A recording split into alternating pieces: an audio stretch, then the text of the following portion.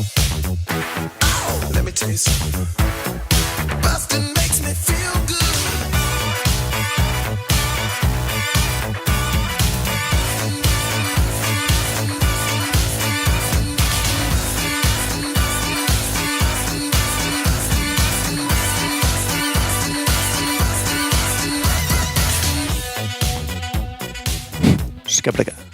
Yeah, there you go. Hey, everybody. It's me. It's Jay Light. Welcome to Blockbusting, the podcast where we love to hate the movies. I already said my name, and that hearty laugh you hear on the other end is my guest, It's MK a Paulsen. Maniacal laugh, Paulsen. MK Maniacal Yeah. Paulsen. Yeah. What's up, buddy? That's what the M stands for. Not much. I don't know. What a way to kick off this podcast. We keep it very relaxed and incoherently. ramble. I like that's the thing about recording on a couch as opposed to like a studio is like, oh yeah, we just kick back. Oh, yeah. We're just I hanging. could just lay down. I want to get the cat over here. He'll be back. He'll be back. Edgar will come Piece of back and shit. say hi. Edgar, you don't love me? You've got an opinion on a movie I do. that was popular last year, and Was it popular? I mean, I guess I it think was so. generally. I looked at its Rotten Tomatoes score, and I was shocked that it was that high. It's Rotten Tomatoes score. What is it? By the way, this movie's Love, Simon. We haven't even brought it up yet. Love, Simon. It's got a 91% approval rating. Yeah. Is that crazy? Yeah, that's a lot. I feel very bad that I'm about to really just take a hot, steamy dump on this movie. Because I should preface, I'm a gay man. I'm a gay man. Why am I from? I'm a gay man. Why am I from the Caribbean? I also don't know. This is what happens when I have The coffee Caribbean. before I do a podcast. I just turn into a lunatic that's rambling. I am gay, and I'm about to shit on this beloved gay movie for. See. All right. Well, What do you got against the movie? Let's lay it out. Lay out your thesis right from the jump. As okay, I have to preface a lot of this with the fact that as a gay man, I have a hard time actually watching gay movies because it makes me feel so much stuff, and I'm like, I hate these emotions. Oh. Why can't I be watching a trashy action movie? Okay, that's fair. And so a good example of this would be not Brokeback Mountain, but I mean that is a good example. But why am I blanking? Call Me by Your Name. Oh yes. I mean that movie just wrecked me for like months. Mm-hmm. I was like, I'm single. I'm going to be single forever. I don't know. Love is past for me. I'm past my prime. I'm over the hill. And so I see these like romantic love stories, and I'm like, you can all go fuck yourselves because I'm in the trenches. I'm in the single trenches. I mean, Call Me by Your Name is a real emotional. It'll run you through the emotional ringer no matter what. Yeah, for sure. And I think like just connecting with the movie as a gay person to another gay movie like that, it's like another level of really. It stuck with me, and it stuck with me in a way. I know it's a great movie, but it stuck with me in a way that was also like very emotional. You got to do a lot of crying by a fire while Sufjan Stevens plays in the background yourself after that. Exactly. Yeah. I also this movie, Love, Simon. I feel. Okay, I should say when I watched it the first time, I was on a plane and I was flying back, and I think I was hungover, similar to right now. And I am kind of hungover, so if I don't make sense, We're really laying. You're basically in the same frame of mind, which is good. Yeah, you're gonna feel it I want better. to ask the listeners: is 7 drinks a big night? Because to me, it's not. But I think that means I have a problem. I said we were talking about this right before, and I don't think it's a big night, but I also am sober and have been sober almost. Oh, you don't drink? 4 years? No. Oh, I didn't know that. Yeah, I haven't had a drink in almost 4 years. I'm Thank you. legitimately thinking of quitting It works. because I'm just tired of like feeling like crap. And as I get older, I'm making it sound like I'm so old. I'm 34. Is that old? Please validate me, listeners. You got a youthful spirit. you got vibe and vigor. That's what they say to old people. That's what I said to my grandpa, I think, before he passed. I say that to my grandma. I do. You have the soul of a young person. You got a that's young not what soul. I want. I want to actually be young. Anyway, already off the rails. So you're having a time on a plane where you're hungover. Right. So I'm hungover. I'm watching this, and I was like, Jay, I don't know what film we should do because I'm kind of Mr. Agreeable on most like art. Mm-hmm. I'm like, oh yeah, I get it. I like this. This Right. person did this, and like when I watched it the first time, I definitely cried. Probably 2 or 3 times because I connected with the movie. But there are like some things that are like just wrong with it. And I looking back, I'm like, I don't know. Right.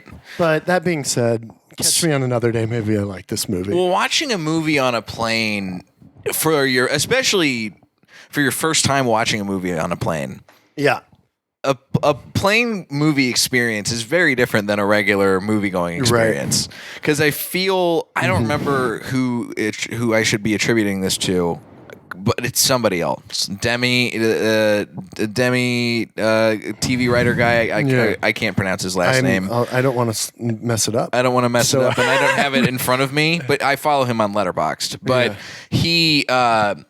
His basic thesis, which I agree with, is that when you watch a movie on a plane, it's better on a plane because you're trapped and you have no choice and you can't walk away like you can for other movies. I also like when I watched Love, Simon on the plane, I was like, man, I'm a 35-year-old adult, 34, and people are going to be like, what is this man watching this teen gay movie doing? And I was He's like, crying watching it. He's crying watching these 2 boys kiss. So It's love is gone for me. So I hadn't seen this until you brought up wanting to talk about it on the show, because I mean I'm not exactly the target audience for this movie in several ways. Right. As a straight man. As a straight man. Yep. As a straight mom. As a straight man. straight from the islands. He's I'm a straight man. I watched, and also not a teen. Not a teen. And this is definitely You a could movie. play a teen though. I feel like I'm edging up on not being able to play a teen anymore. Yeah. But I'm still in the range. Yeah. I could be like, when I first moved to LA, the first thing I ever auditioned for was to be a high schooler. Was for like a high school, like an online high school ad in somewhere in the Midwest. And I got put on a veil and I was like, oh, and I went to go audition for the callback, and it was me. I was clearly the oldest person there by like 7 years. Everybody else who was auditioning was an actual 14 or 15-year-old, and they were just like, you can't grow facial hair, can you, pal? You're smoking a cigarette. Where's the Gibby? But yeah, so in many ways, I'm not the target audience for this movie. Now that being said, I went in watching it, knowing how acclaimed it was, being like, and I have a lot of friends who had seen this movie and been singing its praises, and so I was like, all right, let's see what this movie's all about. And I watched it, and it was a real roller coaster. Yeah, like it is definitely a feel good movie. Yes, right, like. But it's definitely a feel good movie, but there's a lot of parts in there that I was so uncomfortable I had to turn away from the screen because it's so obviously like contrived and not in the fun high school movie kind of way where it's like a John Hughes where it's like, oh, this is wacky. It's like it hurt, like when he does the high school, when he's at the homecoming game with the weirdo kid who's like a promposal sort of deal where he dresses the mascot, and I was just like, oh, this is gonna go bad, but you're gonna make us watch this for 5 minutes. Right. That was See, my whole thing with this was also. It feels very like a movie like this would not have succeeded before the present era. And so it seems like this, like, it's almost like an intentional, which I guess every movie is, but it seems like this intentional way of constructing this like gay narrative to be edgy, but really it's like, we've kind of talked about this. It's kind of the same way that Pride is now run by corporations, to sell things to people. Yes, and like this feels like the movie equivalent of like we're trying. I don't know that they're trying to sell us stuff, but it's like they're still just trying to make money. I mean, like, they're definitely trying to sell us Vita Coco coconut water. Yeah. Which one of the characters drinks in Really? just about Just every constantly? scene. Oh, yeah. oh, I love the product There's placement. a lot stuff. of Vita Coco. Oh God, What's what have I done? happening? I was gonna grab my bag because I had some notes written on my. I love notes. I had bring some me thoughts. your notes. Bring Yeah, me there's your weary notes. Vita Coco coconut water is drank in a lot of scenes. There's a lot of iced coffee references. And There's a Yeah. lot of like, we're teens. We drink iced coffee. Teens. Yeah. We drive Subarus and we hang out. And my parents are cool, but also I've got a secret. I've got a secret. Yeah, and my what? dad's kind of cool. I don't know. I didn't like the dad's character. I got a secret. I want to fuck my dad. I want to fuck Josh Duhamel. I would not kick him out of bed. So this is the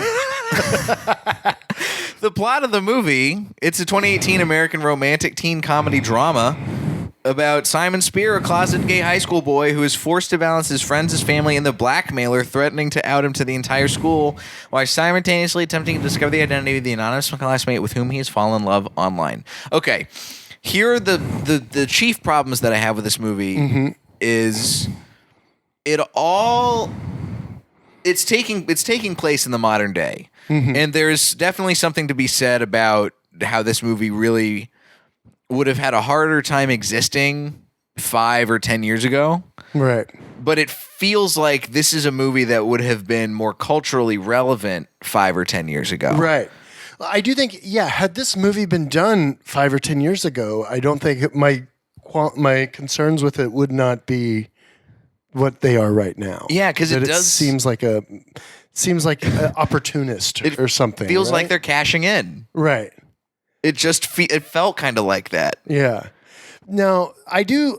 So here's the thing. The director, Greg Berlanti, who I do actually really like, and he does a lot of cool stuff. And I mean, like, I feel like I can also take this movie kind of for what it is. And I think the message is valuable for like young people. And we also live in like a hyper liberal entertainment bubble. Yes. That like we can pick this apart as being like this, but probably for people in the southern part of the United States that live in suburbs, like Right. this could be a really, I don't know, powerful movie for them, I suppose. Anyway, I mean, it could be. I've already gone off the rails again. But it's one of those movies that like who are the people who are going to get dragged to go see this movie who live in the South are like the parents of right. the gay teens. Yeah, there's a little bit of who an are like echo this chamber movie. of, Exactly. like, the So people it's that are gonna like watch this. Yeah, it's not.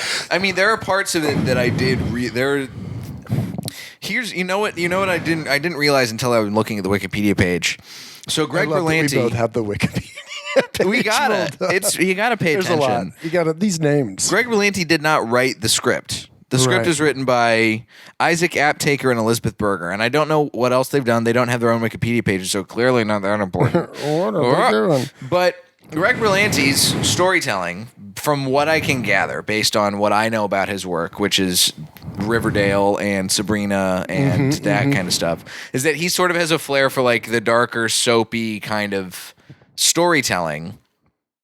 Right. Uh-oh, you got the no internet mode. No, it's okay. But I feel like this movie, if that had had a bit more of a dash of his sensibility to it, to the actual script, then it would have been miles better. Yeah. Instead of it feeling kind of just like, oh man, he's gotta keep his identity, his gay identity, a secret, and it's gonna get real wacky. But also, he loves every person, every man who gives him attention. That could be the one. Yeah. That could be it. Yeah. Oh, There was so Greg Berlanti also. We say that if a movie like this had appeared a while back, he also did a movie that is one of my favorite movies, and it's called The Broken Hearts Club. Is that the name of it? I think it's The Broken Hearts Club, but it was in 2000 or so, and it was essentially the story of a group of gay guys in West Hollywood that are kind of non-traditional gay characters, and they're like different in different ways, and that was it was so well done. The dad from Frasier was in it. Oh, He plays wow. an openly gay guy. Yeah, Dax Shepard was in it, I believe. Like, it had a kind of a cool cast, but so like I know what this guy's capable of directorially wise, And it was, the other thing is, I do remember people saying that they went and saw it in theaters, and when he came out, or when he had, there were a few moments in the movie that there was actually applause breaks. Really? Because people were like that, they were that excited for it to happen. Yeah, I mean, I could see that's Especially if it's a crowd of people that are very like, LGBT friendly and right. like, I just wish you know what I really wish is that it didn't take all of the really uncomfortable, obviously super writery parts of this movie to get to those emotionally earned moments. Right. Because I do think there's some really nice sequences, like when Simon tells off what's the fucking weirdo kid's name? Martin. When Simon tells off Martin, Martin's such a dick. He's such a dick. He's such a weirdo, and he's blackmailing people, and he's that kind of like overly clever kid who you hate. Yeah. And it's but still obvious. like a theater kid, right? Right. I don't know. I didn't love that. Like that character I don't think was a great foil. Well, there's a lot of characters in this movie that are really bad. Yeah. They're not well fleshed out characters. Like his best friend Leah, not a good character. Yeah. Was she the one that was in love with him? She's the one who's in love with him. See, that whole thing too kind of annoyed me, that it's like, oh, like he has to put his like your feelings are more valid than his feelings. Right. And they like the whole movie kind of just acknowledged that was true. And that was the same for like that other couple that ended up getting together. Mm-hmm. Like it was more important for them than for him to like have this coming out. Right. Right? Here's one I of was mad at his friends for being dicks. I was mad at his friends for being dicks, but I was also one of the parts that really confused me was Simon. As soon as the post goes up on the Creek Secrets blog, and his sister comes in and is like, "Have you seen Creek Secrets? What's going? I saw. Are you? Is it true?" And she's like trying to be nice and supportive, and he freaks out and yells at her, and she runs away crying. And then he looks, and he's just getting texts from like, "Hey, are you okay? Can we talk? Do you want to talk? Do you want to go for a walk?" From all of his friends.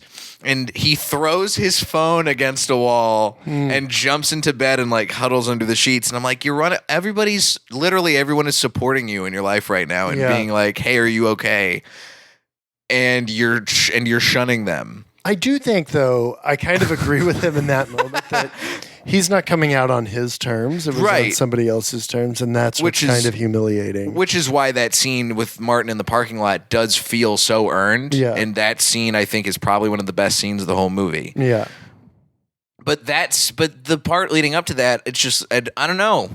It felt like it was a setup for just him, for his friends to be dicks to him again. Yeah. I mean, there was like some of it, I don't know. The whole thing does feel kind of contrived. Yeah.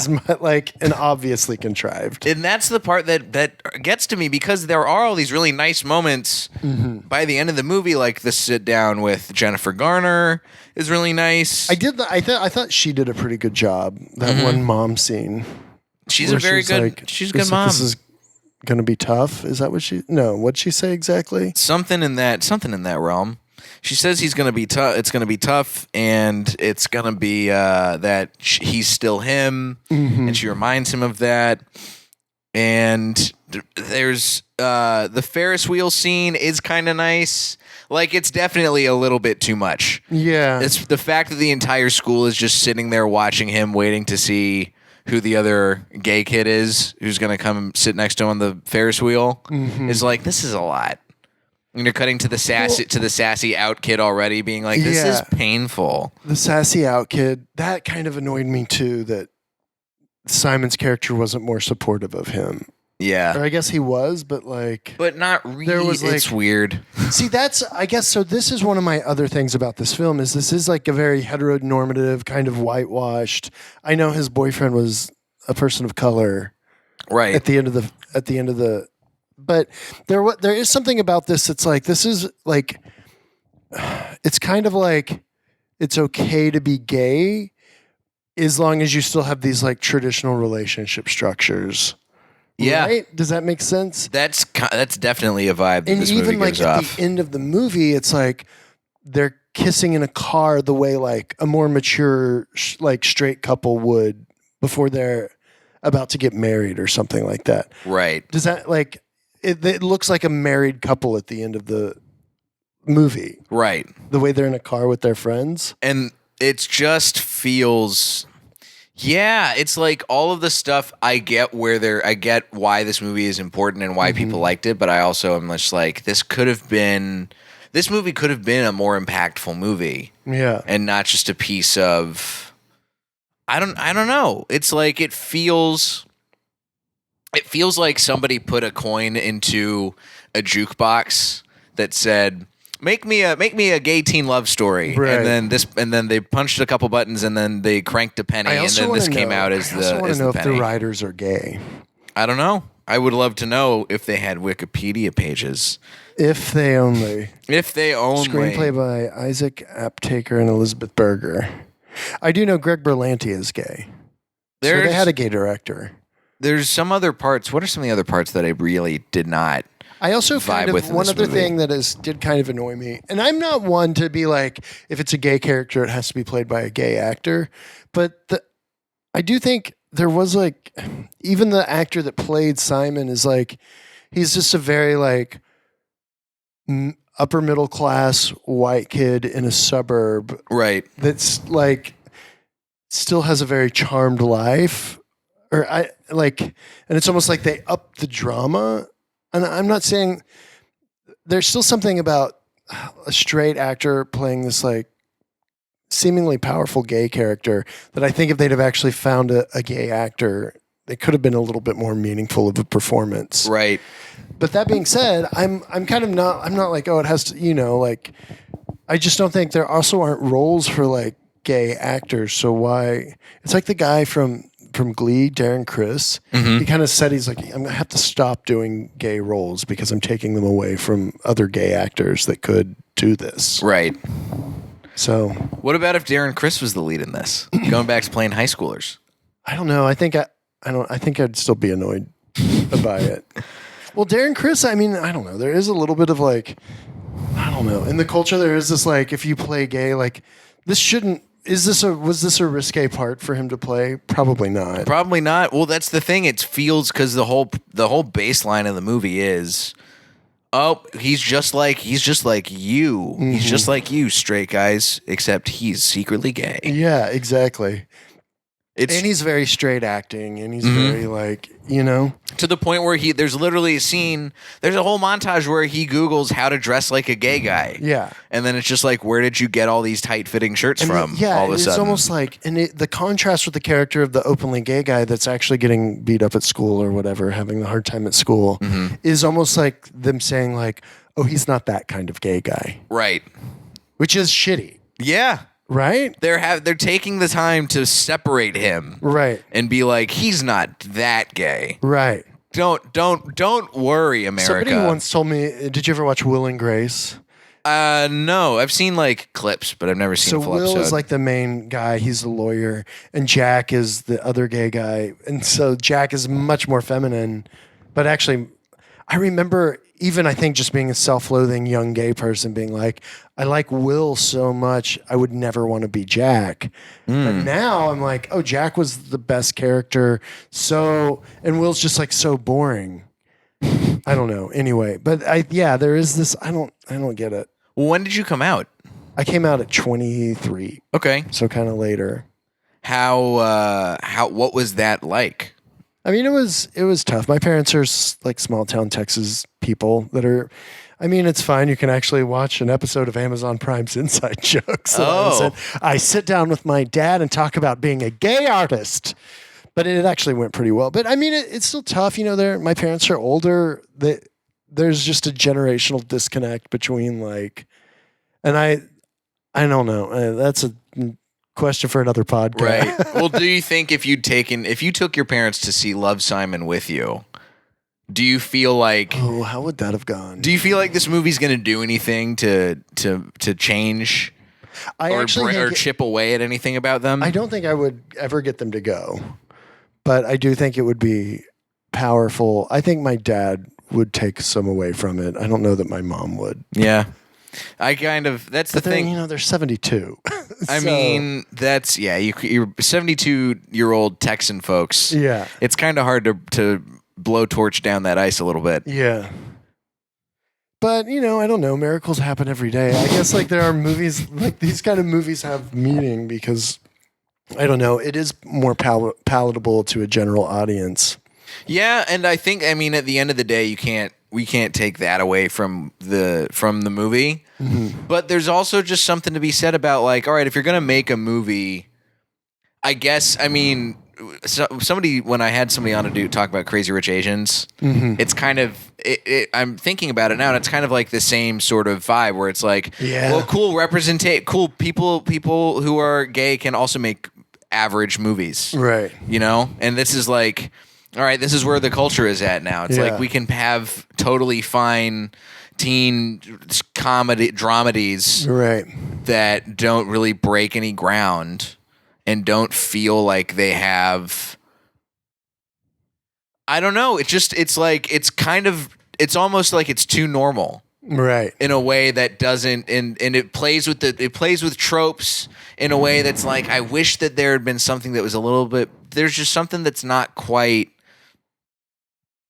I don't know. It's like, for me, the movie's totally fine, but I wish that there was something to give it like that extra oomph of being something that I would actually want to watch again. Like I would love Call Me by Your Name, great movie. Yeah. I would love to watch Call Me by Your Name again. Yeah. I don't know when. That also has like artistic value. Did you know they're doing a sequel to that? Yes. Isn't that crazy? And it's going to be what, like 10 years later in the future? That's going to be apparently interesting. they're waiting a while because they want to let what's his name age a little bit. Timothy Chalamet. Yeah.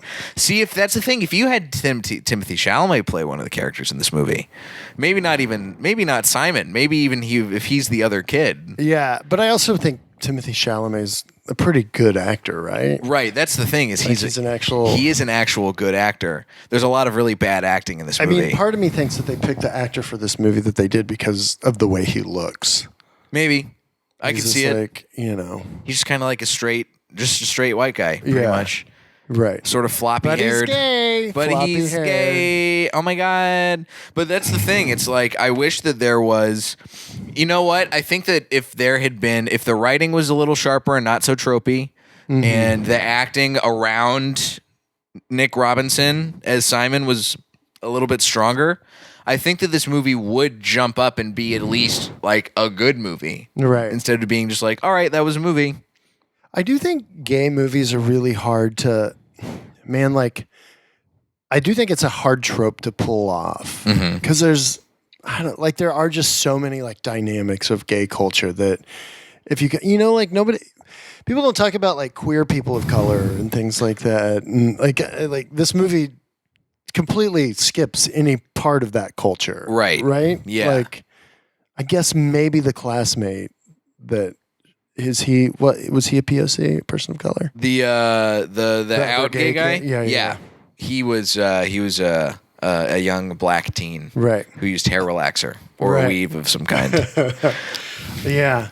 I don't know, but I feel like unless it's like a love story, but then there's also the trope of like there's so many stereotypes associated with being a gay person that it's hard to write a film where you're not running into those stereotypes. Yeah, I guess so. I think that part of it is like making a gay movie. You have a set of tropes that already sort of exist within that framework, and then you're slopping in making a teen movie on top of it. So you have all these other things that you're kind of working with, and it's like they picked and chose the wrong things to blend to make this movie really truly meaningful. Right. I think.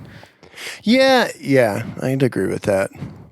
Though I will say the sequence where he's like, I'm going to go to college in LA and it's going to be super great. And then they have the dance sequence to Whitney Houston and everybody's in rainbow clothing. And the college, if you watch the flags in the background, it literally is called Liberal University. Really? And I watched that, and then Simon goes, "Oh, maybe not that gay," and I laughed out loud at that sequence because I was like, "This is okay. I see what you're doing. Yeah. This is very cool. Wink, wink at the audience. What's going on?" Right.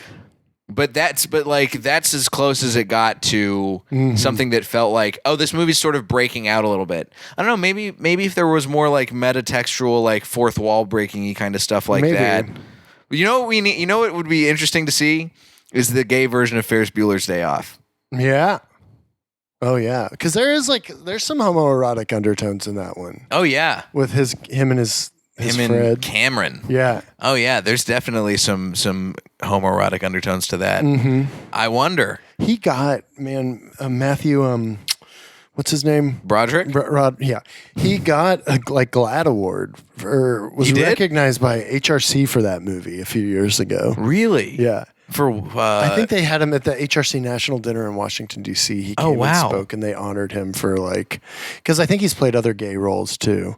Yeah, I'm pretty sure he has. Most Matthew Broderick roles are always subtly a little gay.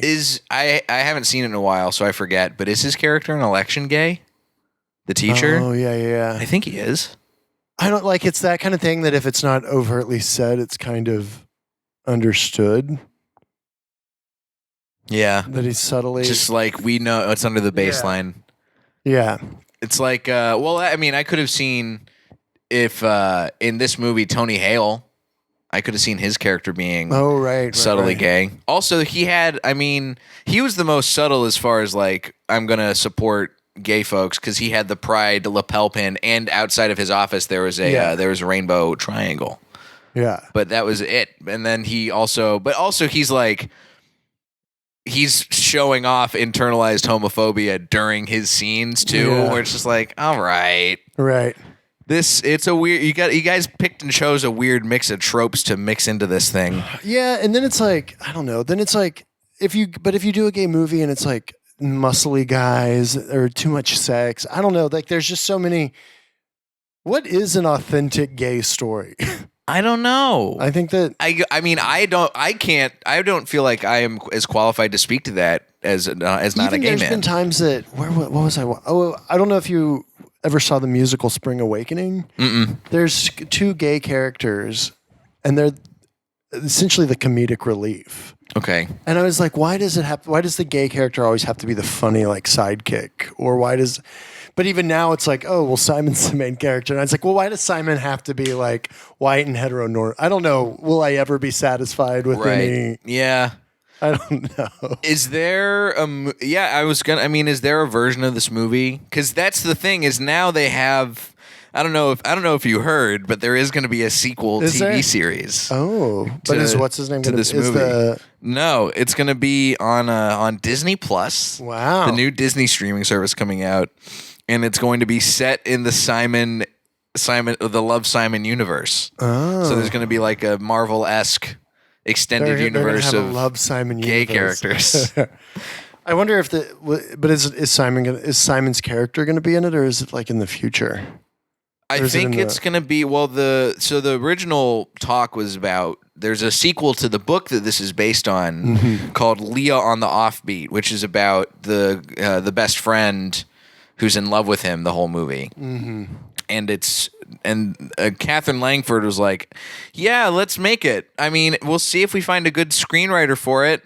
And then now they just announced that it's going to be in Disney Plus, but it's not going to be that. It's going to be a new story set in the same world. And I don't know what that means.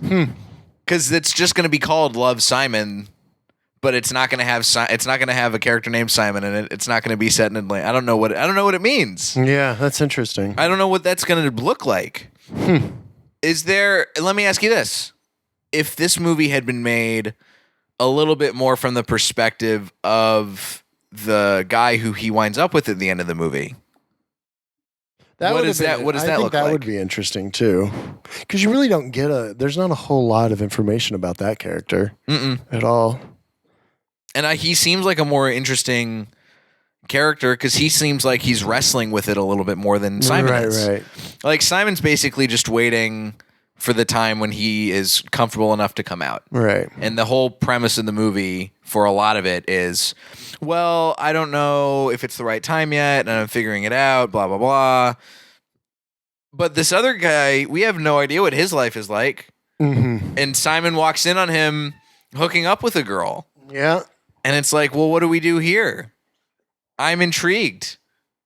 I got Edgar. Edgar's coming in to Edgar's save. coming in. What do you think, Edgar? Edgar just wants to be. He just wants to preen. Oh, Edgar just wants to show off his butthole. Edgar's the cat that jumped. Edgar's the listeners know about Edgar at this point. Edgar's going to try and eat your computer. Well, he likes to eat he's things a hungry boy. that doesn't belong to him. That's the thing. So this is. I mean, I'm looking at the reviews too, and there's not a whole lot of negative reviews of this movie. Yeah. I mean, but this movie has also been a little bit, well, I guess, I don't know. To me, it's a little bit of a flash in the bucket. Yeah. Right? Like, it had some acclaim, but I don't think it's a movie that's sticking with people for generations. I think you're right. I think you're 100% right. Not in the way that something like Call Me By Your Name or Brokeback Mountain would. Right. And that's the thing. At this point, I do. Me and my girlfriend, we were watching it, and we were talking about how I at this point feel like I'm going to get more out of seeing Brokeback Mountain than watching Love, Simon. Yeah.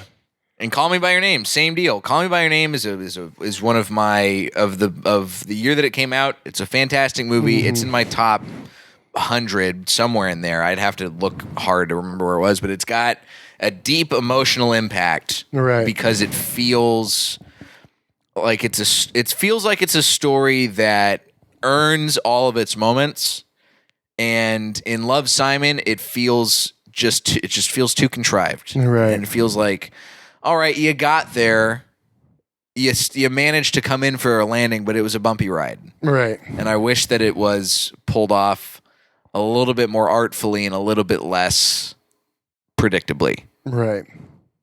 But I guess all rom-coms are kind of predictable. Yeah, but you can do that. You can do predictable in a fun way, right? That sort of does something new. Let's put it this way: the only new thing about Love, Simon is that the lead character is gay and struggling with coming out. Right. That's really the only thing. That's the only novel about this. Right. That's you're picking out this is eventually someone's going to pull out this story point and be like, okay, well, this is the script we're going to write now. I mean, you could literally do the same thing with like, oh, this is a teen movie, but the thing in this is that one's a vampire. Or right. This is a teen romance and they're being attacked by aliens. Yes. And, this is a teen romance, but it's set in a post-apocalyptic society. Right. Yeah, and it's like they're doing that, but it's just the thing is that he's gay. Yeah. I guess if you're going to do it, just do it a little bit less, just make it artful. Guys, give us Ferris Bueller, but Ferris Bueller's gay off. It's almost, I guess, like, my final thought, Simon's character in this is like, to me, it's like he's so likable to mass audiences that he's unlikable to me. Yeah. Right? He's the Walmart. Yeah, he's like the Amazon of being like the Amazon sponsored gay or something. How come, by the way, how does Amazon not spend all of June changing Amazon Prime to Amazon Pride? that would be good. I mean, it's one letter. It's one letter. It's one letter. And I'm sure that they're going to do that at some point because they're a soulless corporation full of I think Prides across the country are kind of getting, Pride at this point feels more like it's for straight people to show their support than actual gay people to express their, I don't know, identity or their pride. Yeah, it could be. But that's a whole other podcast. That's a whole other podcast also. Well, thanks for coming on to this podcast. No, thank you for having me. This was fascinating. I'm glad you've opened this door of discussion. Yeah. If people want to engage with you further, where can they come talk to you? I'm on Instagram at MK Paulsen. That's MKPaulsen. I actually just started a podcast. Yep. You and Simon Gibson. Me and my roomie. We're doing a podcast all about being broke adult roommates. It's called Roommates for Life. That's roommates, the number 4, life, LYFE. Lovely. What a hard podcast to find. I'm thinking that now but yeah, check it out anywhere you want to find podcasts. That's a great way. Awesome. Yeah, you should check it out. MK and Simon are both super funny, and their chemistry is Truly insane. Just truly insane and lovely. You can find me at Diet J on Twitter and Instagram. jlightcomedy.com is where my show dates are. If you're going to be in Scotland in August, I'll be there. I'll be there the whole month. Come watch me do my hour.